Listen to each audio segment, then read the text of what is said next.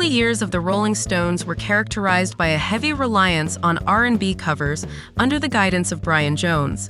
However, as Mick Jagger and Keith Richards honed their songwriting skills, the band shifted towards a more contemporary pop-rock sound.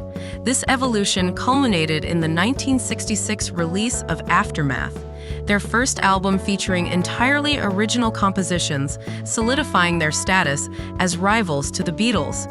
During the late 1960s, the Stones explored psychedelic music, evident in albums like Their Satanic Majesties Request and Between the Buttons. Mick Jagger later expressed dissatisfaction with the latter in a 1995 interview, citing issues with the recording process. Despite this, the album featured notable tracks like Yesterday's Papers and Ruby Tuesday, the first song Jagger wrote entirely for a Rolling Stones record.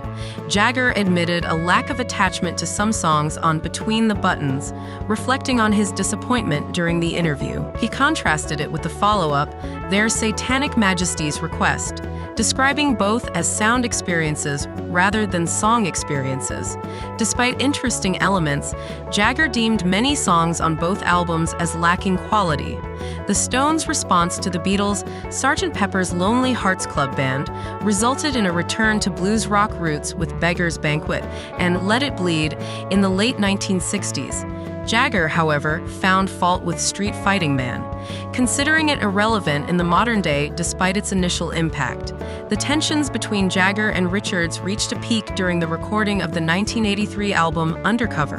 Guitarist Ronnie Wood's contribution, Pretty Beat Up, became a point of contention among the band members. Despite their disagreement, the song reluctantly found its place on side 2 of the album, highlighting a challenging period for the Rolling Stones.